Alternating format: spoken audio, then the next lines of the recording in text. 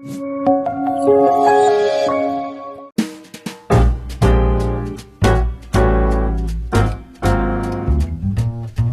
semuanya, kenalin aku Jihana Priliana dari INTP Angkatan 57 bersama dengan temanku.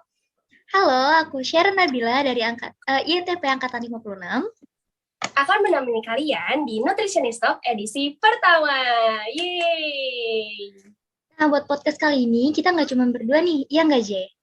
Iya, bener banget nih Kak Sharon. Kita ditemani narasumber yang keren banget nih. Siapa ya, Kak? Siapa tuh, Jay? Yap, aku kasih tahu aja ya. Ada Bang Rizal Iqbal Putra dari INTP Angkatan 51. Nah, halo Bang Rizal. Halo, Bang. Halo semuanya. Gimana nih kabarnya, Bang? Alhamdulillah baik. Kalian gimana kabarnya? Alhamdulillah baik, Bang. Alhamdulillah baik juga, Bang. Ya nih, oke. Sebelum kita lebih jauh lagi kepada Bang Rizal, dipersilakan untuk memperkenalkan diri lagi ke teman-teman sekalian. Oke, terima kasih banyak nih semuanya. Ini kebetulan saya diundang nih oleh adik-adik kelas saya. Terima kasih banyak udah mengundang saya untuk bisa sharing mengenai kehidupan pasca kampus ya, gitu. Kebetulan saya juga dulu dari INTP, aktif juga berkecimpung di Himasiter. Dari INTP Angkatan 51 ya, saat ini alhamdulillah bekerja masih relate nih kebetulan di dunia peternakan gitu. Jadi bisa lah, mungkin bisa sharing kepada adik-adik yang nanti setelah lulus kira-kira mau kemana, seperti itu. Nah, karena tema podcast kali ini itu Nutritionist Talk, nah mungkin aku dan Kak Sharon itu bakal kepo-kepoin nih sama Bang Rizal nih, boleh kan ya Bang? Boleh dong. Oke, mungkin langsung ke pertanyaan pertama aja ya. Kalau boleh tahu, sekarang kesibukannya apa aja nih, Bang? Kesibukannya saat ini kerja ya, sebagai lulusan ya cari kerja. Terus kerja di salah satu perusahaan animal health and animal nutrition. Kalau misalkan kalian tahu Novartis ya, itu ada distributornya di kita, Novindo ya, Novartis Indonesia, Novindo Agritech Utama. Itu bergerak di bidang obat hewan dan juga nutrisi hewan. Seperti itu. Nah, kebetulan di Novindo saya diamanahkan sebagai marketing eksekutif gitu, yang khususnya untuk produk-produk feed additive. Nah, di samping itu mungkin ya ada sedikit freelance lah dari untuk mengasah supaya soft skill saya nggak lupa gitu. Karena dulu juga di kampus kan aktif tuh jadi MC dan lainnya, jadi masih lah sedikit-sedikit gitu. Wih, keren banget ya, kayaknya produktif banget ya Bang. Harus. Keren banget sih dengan pengalaman-pengalaman Abang juga ya. Iya sih, kayaknya emang kita harus produktif banget gitu ya dalam setiap harinya gitu, biar gak kebuang-buang waktunya. Nah, mungkin kan dari kita kalau bicara perkuliahan ya Bang, di awal-awal itu kita nentuin kan, kita mau jurusan apa, terus akhirnya kita minat kemana. Nah, mungkin aku kepo nih, Bang Rizal kenapa sih bisa milih INTP sebagai tempat Abang untuk menuntut ilmu di dunia perkuliahan? Boleh nih Bang diceritain. Oke, ini mungkin kalau misalkan berbicara kenapa memilih INTP, banyak sebagian dari mahasiswa INTP, termasuk dulu juga dari angkatan saya itu banyak yang merasa, oh INTP ternyata peternakan ya, banyak yang nggak tahu. Jadi mereka berpikir bahwa INTP ya nutrisi gitu kan, buat human atau buat manusia, ataupun mungkin lebih ke teknologi pangan gitu, jadi nggak tahu pakannya gitu. Sebetulnya termasuk saya gitu. Jadi tapi alhamdulillahnya saya merasa tersesat di jalan yang benar gitu. Ngerasa bahwa kenapa memilih INTP dulu meskipun nggak tahu nanti kedepannya seperti apa, tapi setelah diikutin perkuliahannya dan alhamdulillahnya sampai lulus menjadi sarjana peternakan dari INTP, itu mulai terbuka gitu. Dunia peternakan itu atau dunia nutrisi hewan itu ternyata sangat luas gitu kalau misalnya kita bisa menggali lagi informasinya. Jadi alasannya lebih ke saya kebetulan lebih suka hewan juga gitu dan lainnya, dan nutrisi juga gitu yang berhubungan dengan nutrisi hewan. Wih, berarti tersesat di jalan yang benar ya. Tapi emang benar sih Bang. Kayaknya banyak juga dari Banyak deh kayaknya. iya banyak juga kayak gitu. Nah mungkin iya sebelumnya dari NTP kan banyak juga ya bang, kayak misalnya kita lebih unggas, rumina atau agrostologi gitu. Nah mungkin dulu Bang Rizal lebih suka kemana sih bang kayak gitu? Nah, kebetulan kalau misalkan lebih suka kemana, saya tuh lebih suka di poultry ya, gitu. Jadi kalau misalkan mengikuti mata kuliah poultry nutrition atau nutrisi unggas gitu kan, itu seneng gitu. Apalagi formulasi ransum tuh paling seneng banget kalau misalkan ngeransum tentang poultry gitu kan. Karena kan ada tipe atau ada fase-fasenya tuh kalau misalkan poultry gitu. Tapi karena dulu dosen pembimbing saya di agrostologi gitu, terus kebetulan ikut proyeknya beliau, ya mau nggak mau saya harus mengikuti proyeknya beliau gitu untuk di astrologi, di agrostologi gitu. Tapi sekarang justru kerja lebih banyak di poultry gitu, di bagian nutrisi unggas gitu, di bagian unggas juga gitu. Jadi alhamdulillahnya ya saya relate gitu kan dengan apa yang saya tekunin, apa yang saya inginkan gitu. Wah, keren banget nih Bang Rizal nih. Yeah. Iya kak. Oh ya Bang, mungkin aku izin bertanya ya. Kan berarti Abang sudah cukup lama ya lulusnya. Nah, apa sih yang Abang rasain setelah lulus dari INTP IPB, baik suka maupun dukanya? Oke, setelah lulus dari INTP, saya lulus tahun 2018 ya. Aduh, mungkin kalian belum masuk kayaknya 2018 ya? Belum ya, masih Belum SMA. Bang.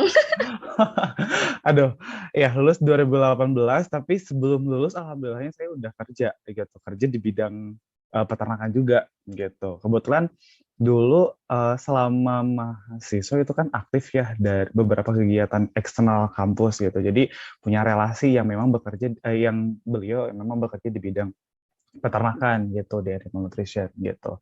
Setelah lulus saya ngerasanya kalau misalkan dukanya mungkin lebih ke nggak bisa bareng-bareng sama teman-teman lagi seangkatan gitu ya INTP karena udah mulai masing-masing nih kesibukannya gitu. Itu mungkin dukanya ya karena udah jarang ketemu gitu kan, udah sibuk masing-masing. Ada yang udah berumah tangga, ada yang memang sibuk dengan melanjutkan sekolahnya lagi gitu kan S2, S3 ataupun yang memang bekerja di bidangnya masing-masing gitu. Tapi kalau misalkan sukanya gitu kan, senengnya kita lebih luas lagi gitu pengetahuan kita tentang nutrisi dan teknologi pakan, tentang peternakan. Industri peternakan itu ternyata nggak sesempit yang saya bayangin nih dulu gitu. Dulu tuh cuma tahu ya paling pulang pergi kandang gitu kan. Terus kayak ngerasanya ngapain sih kayak praktikum kayak gini gitu kan. Apa sih manfaatnya buat nanti? Nah, ternyata dulu praktikum ataupun yang ke kandang ataupun formulasi ransum itu tuh berdampak sekarang gitu kan. Jadi nyesel kalau misalkan kalian dulu itu nggak belajar dengan sungguh-sungguh gitu kan. Justru itu kepake gitu kan sekarang. Kalau misalkan kerjanya relate ya dengan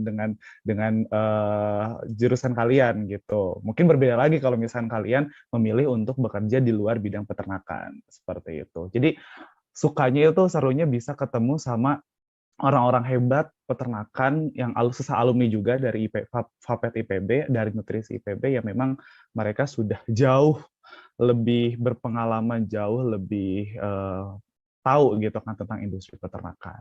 Seperti itu. Keren banget sih. Jadi tersentuh. Jadi kita pokoknya harus mencintai apa yang kita pelajari sekarang, bukan sih Bang? Betul, betul. Karena kalau misalkan ya kalau misalkan kalian mulai minat nih dengan apa yang kedepannya kalian sudah tahu gitu, oh saya nanti mau kerja di bidang ini gitu kan. Jadi kalian harus tinggal fokus aja untuk bisa mempelajari mata kuliah tersebut gitu kan. Tapi bukan berarti yang lain dilupakan gitu. Jadi kerasa gitu nanti mata kuliah yang menurut kalian ini nggak ada manfaatnya. Sebetulnya memang setiap mata kuliah ada manfaatnya. Cuma pernah sih kita ngerasa kayak ini ngapain sih kita praktikum gitu kan. Ternyata berdampaknya sekarang setelah lulus gitu kan. Oh iya dulu mata kuliah ini yang dipelajari oleh dosen ini ternyata sekarang kepake gitu. Wih, jadi pengen cepet lulus, cepet wisuda. Iya benar. Ayo. Jadi cepet lulus ya nggak Jay? Iya, Ayo wisuda lulus makanya selesaikan dulu skripsinya yuk. iya, Kalian masih semester bang. berapa sih sekarang? Saya semester Kalau 6, Bang. kalau aku 4 Bang, semester 4 Hmm. kayak gitu. Oh iya Bang, kalau misalnya kita berbicara mengenai soft skill atau skill ya, itu kan setiap orang pasti punya skillnya ya, punya masing-masing gitu kan, pastinya beda-beda gitu. Nah mungkin kalau Bang Rizal nih ditanya, dari setelah jadi lulusan INTP nih, skill-skill apa sih Bang yang Abang punya gitu? Boleh nih Bang. Widih, ini skill nih mungkin yang kalau misalkan saya tuh mungkin alhamdulillahnya ya selama dari kecil dari SMP lah SMA gitu untuk communication itu menurut saya menjadi salah satu kelebihan gitu karena kita kalau misalkan bekerja gitu kan nanti setelah lulus bekerja itu problem solving kita tapi bagaimana cara kita komunikasi gitu komunikasi dengan tim gitu karena kan kita pasti bekerja sama gitu kan dengan tim kemudian antar divisi juga gitu nah itulah yang mungkin harus kita bekalin gitu dari selama kuliah jadi kalau misalkan selama kuliah kalian jadi terpenting selama kuliah itu kalian cari relasi untuk bisa lebih apa ya namanya komunikasi kalian dilatih lagi gitu kan. Bagaimana cara problem solvingnya juga gitu kan di lapangan kalau misalkan ada permasalahan A gitu. Nah, solusinya itu ada plan A, B, C, D-nya itu seperti apa gitu. Orang-orang yang berorganisasi pasti tahu lah, paham gitu kan bagaimana caranya kalau misalkan kita mau plan A, berarti solusinya harus ada A, B, C, D gitu. Nah, itu yang harus dimiliki oleh setiap individu dari mahasiswa-mahasiswa. Ketika lulus itu mungkin salah satu yang harus punya gitu soft skill. Selain yang umum seperti ya bahasa Inggris pasti dong karena kan apalagi dengan IPB atau Fapet IPB itu sepertinya wajib gitu kalau misalkan bahasa Inggris itu harus bisa. Apalagi nanti lulus kan kalau nggak salah kalian harus ada TOEFL-nya juga gitu kan. Nah kemudian eh, komunikasi baik dalam bahasa Indonesia atau bahasa Inggris mungkin yang kalian harus terapkan mulai dari sekarang dan relasi juga gitu. Wah, iya sih emang komunikasi kayaknya nomor satu juga ya Bang, karena kalau misalnya kita kurang dari segi komunikasi, kadang tanggapan atau pandangan orang tuh jadinya kayak kurang gitu loh ke kitanya, ya guys Bang. Betul, betul komunikasi penting, terus problem solving juga penting kalian, analisis dan lainnya. Kalau misalkan kalian fokus misalkan di bidang QA atau QC gitu kan nanti kalau misalkan lulus itu kalian bisa apa namanya problem solvingnya seperti apa gitu kan, analisisnya seperti apa gitu masing-masing. Siap Bang. Oh iya Bang, kan sekarang Abang kerjanya juga masih di bidang peternakan juga ya Bang. Nah itu nggak sih Bang kayak perbedaan signifikan antara yang dipelajari semasa perkuliahan sama sekarang di pekerjaan gitu Bang? Ada nggak sih Bang? Kalau perbedaan signifikannya mungkin kalau misalkan kuliah itu kan lebih banyak ke teorinya ya, gitu. Nah kalau misalkan kerja kan kita harus action langsung gitu kan. Jadi kalau kuliah kan nggak apa-apa nih kalau misalkan salah dikit gitu kan. Kita namanya juga proses belajar, ya kan. Tapi kalau misalkan kerja tuh kalau salah ya nggak bisa diperbaikin sebetulnya. Gitu. Tapi eh, jadi jadi kredibilitas kitanya tuh oh ini sih ini nggak bisa kerja kayak gitu loh makanya kalau misalkan kita melakukan kesalahan sedikit pun kayak jadi kredibilitas kita yang kurang gitu makanya lebih baik tidak melakukan kesalahan sedikit gitu ya namanya gue udah kerja gitu kan kalau misalkan salah ya sebetulnya tinggal diperbaiki aja gitu tapi dari mata kuliah yang dipelajarin itu mungkin hanya sekian persen ya, maksudnya sekitar 30% yang diserap gitu. Karena kebetulan saya di industri peternakan pun di industri lebih banyak peternakan unggas gitu kan. Jadi lebih banyak yang diterapkan dalam mata kuliah yang unggas populasi ransum dan lainnya gitu. Dan justru karena kita di company obat hewan gitu, jadi animal health, saya justru masih belajar atau belajar mengenai penyakit-penyakit hewan gitu yang secara diagnosanya seperti apa gitu kan terus penyakit hewan yang notabene-nya tuh adalah ranahnya dokter hewan gitu. Oh iya, berarti masih pastinya ada perbedaan yang jauh juga ya Bang. Betul, Tetap aja ada apa ya? Ada ilmu yang didapat yang bermanfaat ya Bang, membantu buat pekerjaan. betul sekali. Oke. Dan menjadi ilmu baru ya Bang untuk Abang juga Itu ya. ilmu baru. Awalnya sih memang saya agak kesulitan ya, karena bukan kesulitan, lebih tepatnya mungkin butuh waktu gitu untuk mempelajari tentang penyakit-penyakit hewan gitu. Karena kan dulu meskipun kita kuliah dapat mata kuliah teknologi reproduksi ya dari FKH Iya, sama FKH. sama ada satu lah mata Teteh, kuliah dari iya ada ternak tropis anak ya kalau tropis nggak salah ya. tuh. Iya. Betul. Itu tuh ya hanya bagian luarnya aja, cover-nya aja gitu. Jadi kalau misalkan lebih dalam lagi, mungkin kalian mempelajari apa itu penyakit di saluran pencernaan, apa itu penyakit di saluran pernafasan gitu. Dan korelasinya apa sih dengan nutrisi? Kalau misalkan sakit ini yang dibutuhin apa sih gitu kan?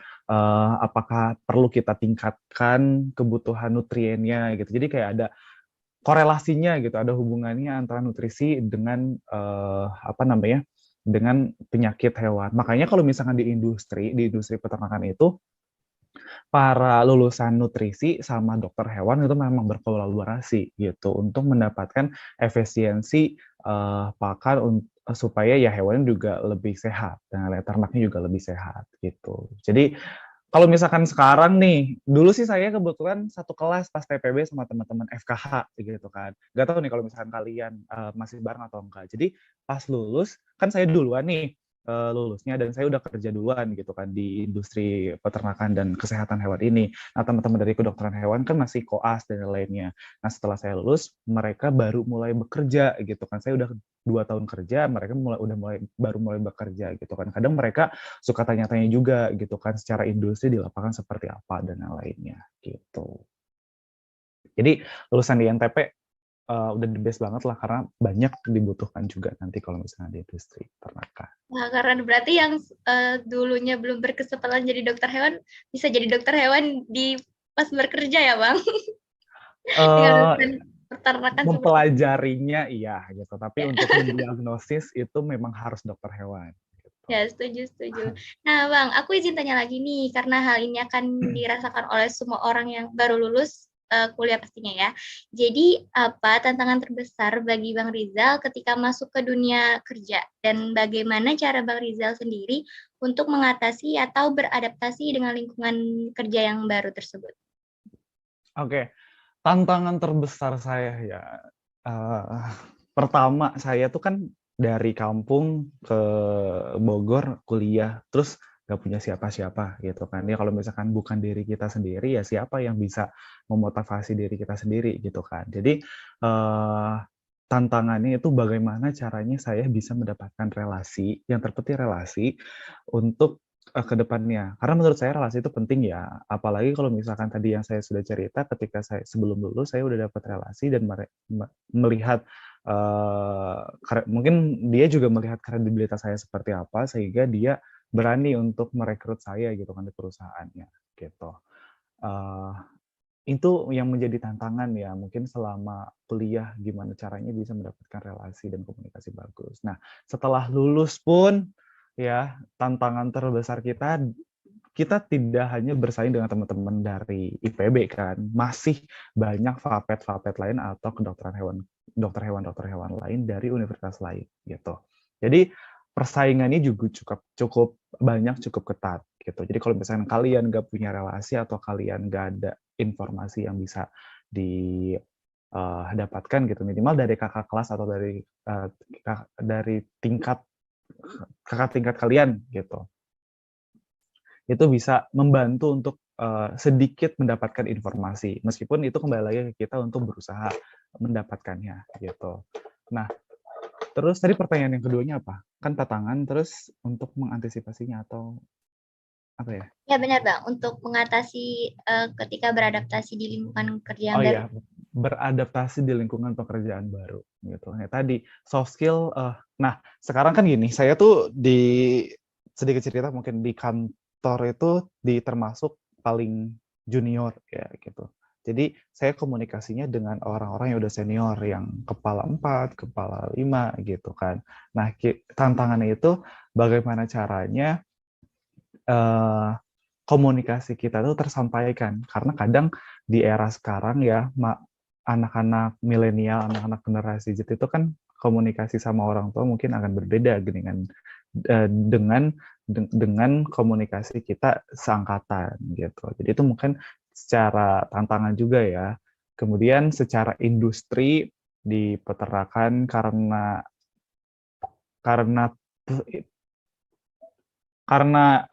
perusahaan obat hewan itu tidak hanya satu, bahkan ratusan gitu, itu jadi tantangan juga gitu untuk kita ke depannya. Dan bahkan di industri pakan pun, kalau misalnya kalian tahu, mungkin kalau misalkan kayak peternakan atau pabrik pakan yang kalian tahu tuh kalau nggak calon pakan pasti Java ya.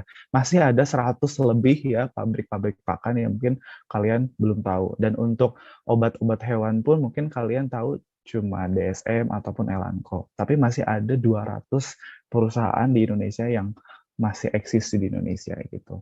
Jadi itu tantangannya, dari sekian banyak perusahaan, saya bisa nggak gitu kan untuk menjadi salah satu bagian dari mereka gitu.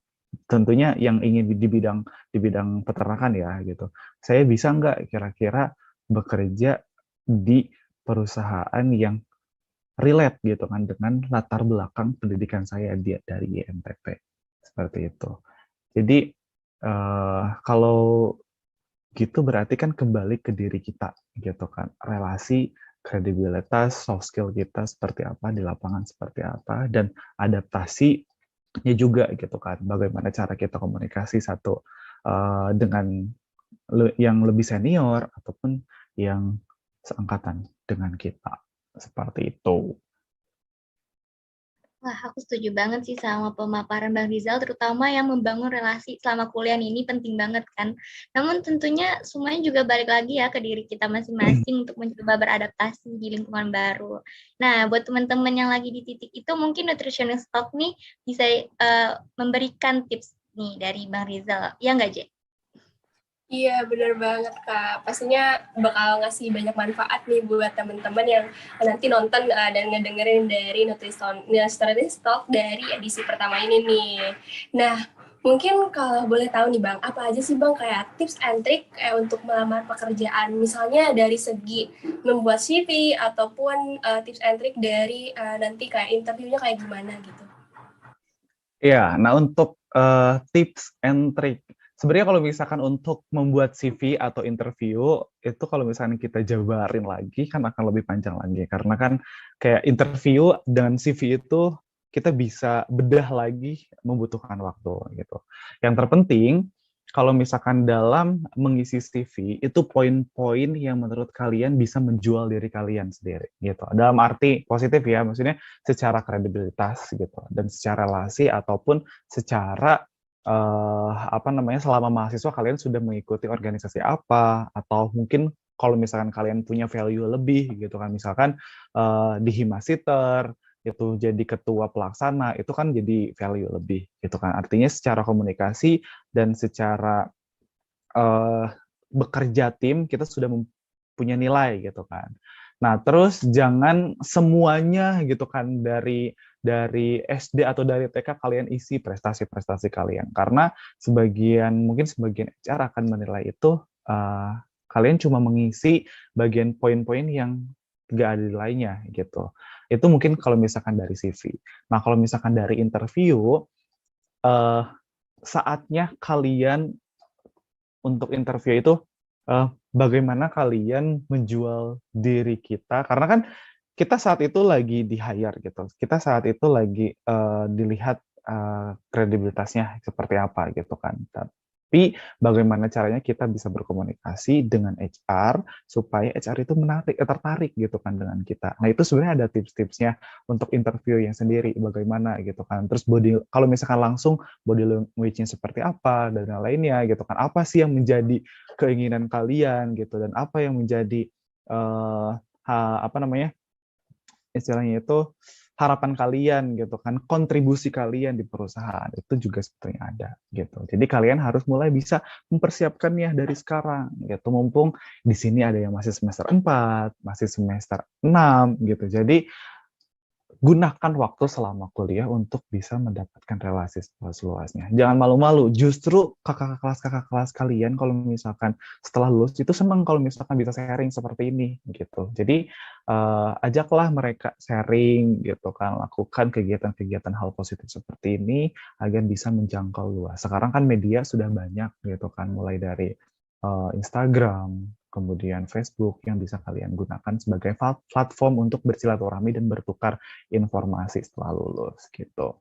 Tipsnya relasi terpenting, kemudian komunikasi, kredibilitas ditingkatkan, kemudian soft skill juga lebih ditingkatkan.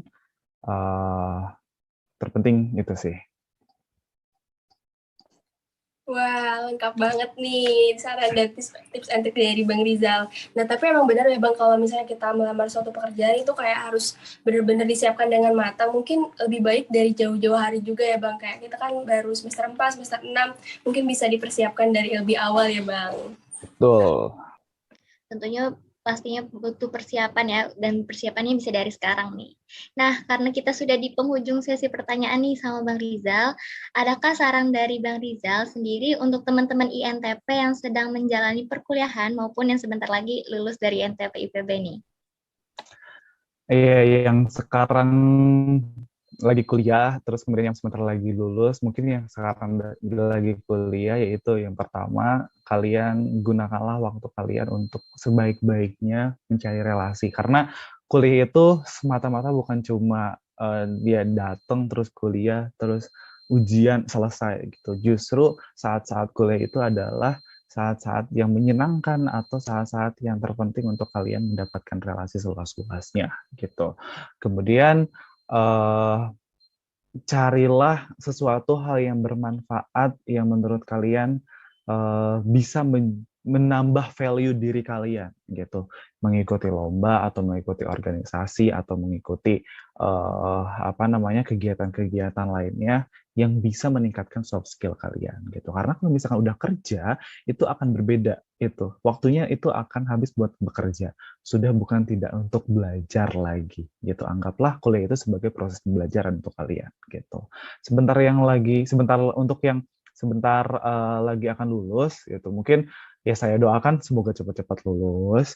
Kemudian kalau misalkan kalian melanjutkan sekolah lagi ya silakan, platform untuk beasiswa itu banyak. Kalau misalkan kalian ingin mendapatkan beasiswa ataupun memilih yang lainnya juga seperti apa mungkin boleh gitu.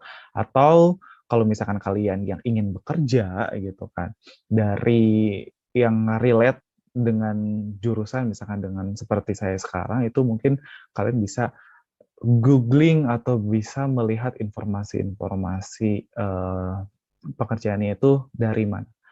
Nah, biasanya itu dari LinkedIn gitu. Kalian kalau nggak salah itu sekarang mahasiswa-mahasiswa juga udah mulai aktif ya dari LinkedIn untuk mendapatkan informasi-informasi mengenai seputar pekerjaan gitu. Itu mungkin jadi salah satu platform yang bagus juga gitu. Jadi kalian sudah mulai aktif, kira-kira perusahaan-perusahaan mana nih yang menurut kalian menarik sehingga kalian pengen apply ke sana. Seperti itu. Dan posisinya seperti apa. Yang tadi saya katakan, contohnya kalau misalkan formulator, berarti kalian harus menguasai formulasi ransum gitu. Ataupun sistem-sistem yang berhubungan dengan formulasi ransum. Supaya ada nilai lebih nih gitu dari perusahaan yang ingin meng-hire kalian. Kalau misalkan kalian ingin menjadi sales marketing gitu kan, berarti kalian sekarang harus mulai bagaimana caranya untuk berkomunikasi dengan baik kepada customer gitu kan, sesama tim gitu, atau berhubungan dengan sales dan marketing gitu. Karena kalau misalkan jadi sales marketing kan kita strategiknya seperti apa, penjualannya, digital marketingnya seperti apa. Nah, kalian bisa dipelajari dari sekarang gitu. Karena sayanglah momennya kalau misalkan kalian kuliah selama kuliah cuma pulang pergi mungkin ya online, tutup laptop, udah gitu aja. Tapi justru waktu-waktu kuliah lah yang kalian bisa gunakan untuk memperluas ilmu pengetahuan kalian dan memperluas eh, dan memperluas relasi kalian. Seperti itu. Sukses. Saya percayalah untuk alumni-alumni dari INTP bukan mahasiswa-mahasiswa yang biasa gitu. Justru kalianlah yang dipilih tentunya untuk kedepannya itu membawa industri peternakan itu menjadi lebih baik. Seperti itu. Amin. Wah, keren banget nih saran yang disampaikan Bang Rizal untuk teman-teman INTP ke depannya. Mungkin teman-teman yang menonton Nutritionist Talk dapat merealisasikan saran yang udah disebutkan dengan Bang Rizal tadi ya. Iya, bener banget nih. Semoga teman-teman bisa merealisasikannya ya. Nah, mungkin aku udah sama Kak Seren dan teman-teman yang lainnya mau bilang makasih banyak buat Bang Rizal karena telah menyempatkan hadir di Nutritionist Talk edisi pertama ini. Ini makasih ya buat Bang Rizal atas ilmu, pengalaman, dan cerita dan saran dari Abang yang sangat bermanfaat bagi kita semua. Oh iya Bang, sebelum kita tutup, mungkin ini ada sedikit kenang-kenangan nih dari kita buat Bang Rizal. Mungkin operator bisa ditayangkan. Apa tuh kenang-kenangannya? Nah, ada sedikit kenang-kenangan berupa sertifikat nih Bang. Semoga dapat diterima ya Bang. Boleh, makasih banyak ya kalian. Luar biasa sukses juga untuk kalian semuanya ya. Amin. Makasih Sukses banyak, juga Bang Bang. Banyak Bang Rizal. Iya, terima kasih. Iya, terima kasih Bang. Nah, buat teman-teman yang sudah mendengarkan, terima kasih banyak. Semoga Nutritionist Talk ini bisa memberikan manfaat bagi kita semua. Aku Jihan. Dan aku Sharon, pamit undur diri. Sampai jumpa di Nutritionist Talk edisi berikutnya. Dadah! Thank you, Bang. Thank you semuanya. Terima kasih banyak, Bang. Sehat selalu ya, Bang. Iya, sehat selalu juga untuk kalian ya.